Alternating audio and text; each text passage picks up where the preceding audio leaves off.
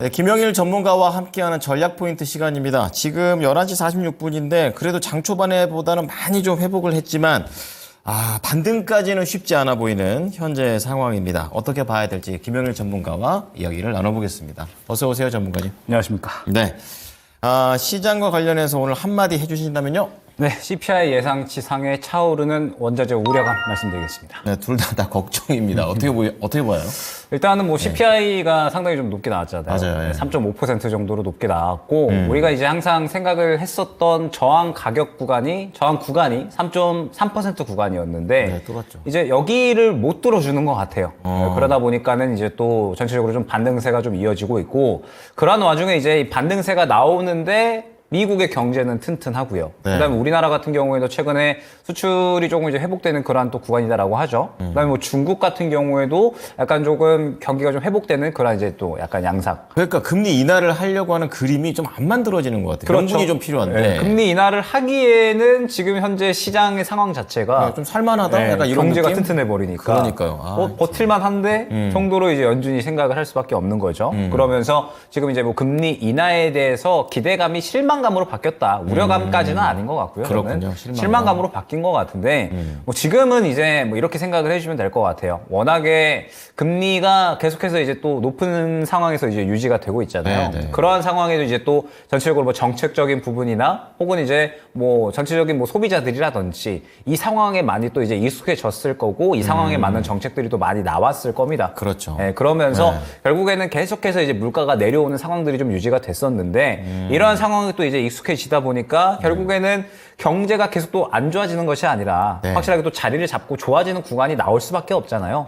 지금은 이제 또 물가가 어느 정도 자리를 잡아가는 상황에서 경제가 반등하는 그런 시기가 맞물린 게 아닌가 그렇게 생각이 되고 있습니다. 네. 그래서 특히나 또 미국의 경제가 워낙에 튼튼하다 보니까 뭐 이 부분에 대해서 CPI가 계속해서 좀 높아지는 것이 아닌가. 결국에는 경제가 튼튼하다라는 건 미국의 소비가 굉장히 잘 돌아가고 있다라는 거거든요. 미국 같은 경우에는 완전하게 소비 중심이기 때문에 네. 이 부분을 봤을 때 결국에는 미국의 이 고용 지표도 튼튼하고 소비자들이 또 소비도 굉장히 좀 활발하게 하니까 미국의 경제가 계속해서 좀 튼튼하게 나오면서 금리 인하에 대한 명분이 좀 약해지는 그러한 시기구나. 다만 이 부분은 너무 걱정할 필요성은 없고 너무 걱정할 필요 없이 결국에는 금리 인하는 또 이제 이루어질 수밖에 없다라고 생각을 하거든요. 네. 우리가 이제 뭐 그냥 주식 종목처럼 생각을 해서 CPI 차트가 있다라고 하면 3% 벽을 계속 못 뚫어주는 거거든요. 그렇죠. 근데 막 이제 그러네. 뚫으려고 하고는 있잖아요. 그렇죠. 네, 결국에는 이 저항 구간, 3% 저항 구간을 뚫어낼 것이다 라고 저는 생각을 하고 있어서 네. 근데 한 번에 뚫어주면 좋았겠지만 네. 못 뚫어주면 지금 잠시 뭐 눌림목 정도 네, 그런 식으로 생각을 해보시면 좋지 않을까 생각이 됩니다. 아주 무릎을 탁 치게 하는 비유입니다. 네. 자, 그렇다면은 이제 보도록 할 게 원자재에 대한 그런 부담감인데 유가는 전쟁 때문에 계속 오르고 있고 그리고 구리 그리고 금 어떻게 보면 성격이 다 다른 그런 원자재들이 다 올라가고 있단 말이에요. 이거 어떻게 봐야 됩니까? 그러니까 결국에는 최근에 원자재 값들이 또 다 올라가 버리니까 맞아요. 그러면 이거 결국 원자재 값이 올라가면은 인플레이션을 또 약간 촉발하는 그렇죠. 그런 이제 네. 요소들이 되잖아요. 그러다 보니까 이 부분에 대해서 또 우려감을 가질 수밖에 없는 것 같아요. 시장이. 그러면서 인플레이션이 더 올라가게 되면 금리 인하가 늦어지니까 네. 이런 식으로 이제 생각을 할 수가 있을 것 같은데 일단 유가 같은 경우에는 이제 또 저희가 이전 시간 점상 시간에 또 한번 이야기를 했었지만 수요가 막 치고 올라가서 가격이 올라가는 게 아니잖아요. 그렇죠. 선순환이 아니에요. 그렇죠. 네. 지금 막 지정학적 리스크라든지 혹은 뭐 감산에 대한 부분 지금 또 이제 뭐 러시아나 혹은 뭐 지금 오펙뿐만 아니라 뭐 멕시코라든지 또 베네수엘라에 또 추가적으로 제재가 들어갈 가능성 그리고 또 오늘 아침에 보니까 뭐 이란이 이스라엘 본토 타격 준비 완료됐다. 그렇더라고요. 네, 뭐 이런 네. 식의 이야기가 나오고 있더라고요.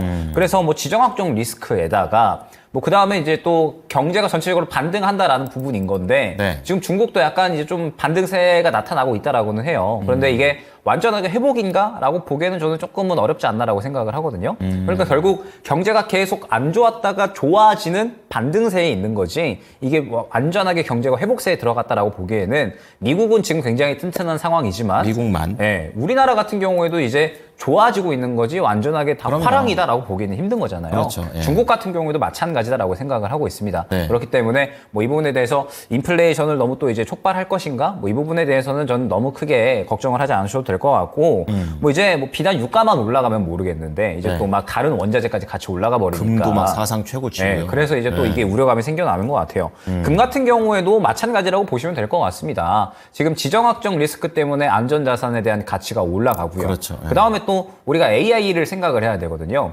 AI 데이터 센터 짓는데 금과 구리가 굉장히 많이 들어갑니다. 아, 구리 말고 금도 들어가요? 산업용 금이 또 들어가거든요. 산업용 금. 네, 그러면서 그에 따른 수요 증가도 있었기 때문에 금이 또 가격이 올라가는 건데 그랬군요. 예. 뭐 지금 시장에 그렇게 큰 영향을 끼칠 것이다라고 저는 생각을 하고 있지 않고 뭐 물가에 대한 부분도 그렇게 큰 영향을 끼치지는 못할 것이다. 그리고 구리 같은 경우에도 지금 뭐 풍산이나 혹은 이구 산업 이런 종목도 엄청나게 올라가잖아요. 네. 구리 가격도 굉장히 크게 올라가고 있는데 결국 이 부분도 AI 산업이 또 폭발적으로 성장하고 수요가 증가하다 보니까 결론적으로 또 이제 전력 인프라 깔려면 구리가 필수적으로 필요하잖아요. 그렇죠. 예. 그리고 지정학적 리스크로 인해서 또 탄약 만들려면 구리 들어가니까. 그러니까 이제 이 특정 이 산업이 잘 활성화가 되면서 그에 따른 원자재 수요가 증가하면서 가격이 증가하는 거지 경제가 다 튼튼해져가지고 다 같이 물가가 올라간다? 이렇게 보기에는 저는 약간 무리가 있지 않나. 라고 생각이 되는 거죠. 저도 이해했습니다. 네, 그러니까 지금은 전체적으로 이제 경제가 워낙에 또 뭐 고금리 상황으로 인해서 힘들었기 때문에 반등세에 접어들었고, 그 다음에 특정 산업, AI 산업의 성장세로 인해서 일부 원자재인데 그 일부 원자재가 또 우리가 워낙에 잘 쓰는 그런 이제 또 그쪽 원자재다 보니까 이 부분에 대해서 수요가 증가하다 보니 네. 시장 투자자들이 이거 다 올라가는 거 아닌가? 그렇죠. 물가 다 올라가는 거 아닌가? 이렇게 생각을 할 수가 있는데 그렇지는 않다. 특정 산업의 성장세 그리고 지금 현재 글로벌적인 뭐 리스크들, 지정학적 리스크들 뭐 이러한 부분들로 인해서 이제 뭐 어느 정도 반등이 나오는 수준이라다라고 저는 생각을 하고 있으니까 예. 뭐 금리 인하에 대해서 시기가 늦어지는 것뿐이지 너무 크게 걱정을 할 필요는 없다. 저는 그렇게 생각을 하고 있습니다. 아, 얘기 듣고 나니까 좀 안정이 됩니다. 좀 막연하게 좀 불안했었었는데 이 부분이 좀 해결이 된 것 같고요. 두 번째 섹터로 봐야 될 게 바로 반도체를 잡아주시는데 오늘 아주 열일하고 있습니다. 오늘 시장에서 그나마 좀 캐리해주는 시장의 그렇죠. 지수를 좀 끌고 가주는 그런 역할을 해주고 있는데 저는 결국 매매가 중요한 거잖아요. 매매가, 우리 그렇죠. 같은 네. 경우에는 우리 투자자들 같은 경우는 결국 이제 매매하는 게 중요한 우린 건데. 외국인이 아니죠. 네. 그러면 이제 사실 제가 저번 주부터 리스크 관리를 굉장히 많이 강조드렸잖아요. 저번 주도 그렇고. 그런데 맞아요. 사실 저는 이번 주 같은 경우에는 사셔라라고 사실 많이 말씀을 드리고 있어요. 살 준비를 하셔야 된다. 왜 그렇게 말씀을 드리냐면 저번 주, 저저번 주 같은 경우에는 우리가 리스크 관리를 어느 정도 했어야 되는 한 주다라고 하면 이번 주 같은 경우에는 사실 시장이 많이 내려갔습니다. 네. 그러면서 시장이 그냥 뭐 질질질 내려간 게 아니라 보게 되면 코스닥 같은 경우에는 단기간에 한 달 동안 올려놓은 걸 다 빼버렸어요. 그죠? 저가 매수 측면에서 얘기하신 거예요? 그렇죠. 그러면은 이제 사실 저번 주, 저저번 주부터 리스크 관리가 어느 정도 되셨고 현금 확보를 해놓으신 분들은 사실 지금 이번 주 시장 같은 경우에는 천천히 보면서 이제 내가 저가에서 뭘 잡아야 될까? 그렇죠. 요거를 생각하기 굉장히 유리한 장세라고 생각을 그래서 하거든요. 종목을 준비하는 거고요. 그렇죠. 그래서 예. 사실 이번 주 같은 경우에는 저는 오히려 살 준비를 하셔야 된다라고 많이 말씀을 드리는 게 그렇군요. 반도체 같은 경우에도 지금 눌린 종목들이 오늘 상승이 상당히 잘 나오고 있습니다. 보게 되면 삼성전자가 상승이 상당히 잘 나오고 있는데 지금 현재 상황에서 화면이 잠깐 나갔네요. 테스 차트 잠깐 또 띄워주시면 좋을 것 같아요. 테스, 예. 네. 뭐 테스 같은 이러한 종목이라든지 1.5% 오르고 있습니다. 네, 지금 반도체 중에 수급이 굉장히 잘 들어와 있는데 지금 이 시장 때문에 눌려버린 종목들이 굉장히 많습니다. 그렇군요. 그러다 예. 보니까 지금 이러한 종목들을 봤을 때, 지금 시장이 충분히, 많이 좀 떨어졌는데, 반도체 주가가 시장 때문에 떨어졌다라고 한다면, 그러면은 뭐 지금 상황에서는 오히려 반도체 같은 종목들을 사야 되지 않을까. 살 준비를 좀 해야 되지 않을까 그렇게 생각을 하고 그런 있는 거죠. 접근이군요. 예. 지금 테스 같은 경우에는 물량이 굉장히 좀 잘 살아있는데 이 물량 때문에 또 오히려 추가적으로 더 반등이 나오지 않을까 저는 그렇게 생각을 하고 있거든요. 네. 그리고 지금 반도체 같은 경우에 보면 지금 또 마침 이제 또 띄워주셨는데 테스가 제가 왜 지금 요거 모아 가격 괜찮다라고 말씀드리냐면 저가에서 어마어마한 물량 들어왔잖아요. 네, 맞아요. 어마어마한 물량이 들어온 상황인데 이 물량이 바닥권에서 크게 들어왔기 때문에 지금 상황에서는 이거 의미가 있다라고 생각을 해야 됩니다.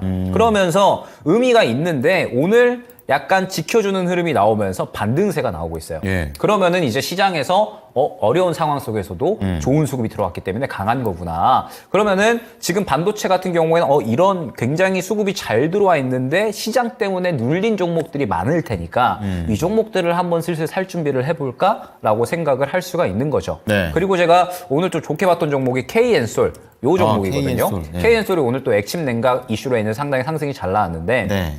마침 요것도 사실 이제 오늘 제가 그 매매를 마무리한 종목이에요. 그러니까 그동안에 또 이제 모아가면서 매매를 마무리한 종목인데 이 종목 같은 경우에도 보게 되면 물량이 최근에 굉장히 좀 잘 들어와 주면서 시장이 좋지 않았음에도 불구하고 저점을 좀 잘 지켜주는 모습을 보였거든요. 네. 그러니까 지금 시장의 핵심은 뭐냐면 좋은데도 불구하고 싸져버린 종목들이 굉장히 많이 있다라는 거. 그리고 항상 강조드리지만 고점에서 수급이 풀려버리면 저점에 있는 좋은 종목들로 수급이 들어갈 수밖에 없다. 즉 그렇죠. 새롭게 모양을 만들어 나가는 종목들이 출현을 할 거다라는 겁니다. 그러면은 저번 주, 저저번 주부터 리스크 관리가 되셨던 분들이라고 하면 이 종목들이 슬슬 나타날 거니까 오히려 이 종목들을 좀 매수 준비를 하셔야 된다라고 말씀을 드리는 거고 지금 시장에서 뭐 예를 들어서 뭐 2차 전지 종목들 물려 있다. 뭐 예를 들어서 지금 뭐 포스코홀딩스 같은 이런 종목들이 뭐 고점에서 굉장히 많이 물려 있다. 항상 말씀드리지만 이 종목들은 수급이 결론적으로 강력하게 들어가 줄 때 대응을 하셔야 됩니다. 뭐 아직까지는 그러한 강력한 수급이 들어가고 있지 않다 보니까 조금 더 좀 확실하게 시장에 수급이 들어가는 강한 힘을 가지고 가는 종목들로 접근을 하셔야 되지 않을까 그렇게 생각이 됩니다. 자, 오히려 전문가님 얘기를 들어보니까 여유로워진다. 아주 이런 생각을 드는 것 같습니다. 자, 오늘 내용 잘 참고하겠습니다. 감사합니다. 네, 감사합니다. 네, 전략 포인트 김영일 전문가였습니다. 지금까지 투자 판단에 도움이 될 수 있는 정보를 제공해 드렸습니다. 하지만 특정 종목의 상승과 하락을 보장하지는 않으니까요. 참고해 주시기 바랍니다. 오후장도 대응 잘하십시오. 고맙습니다.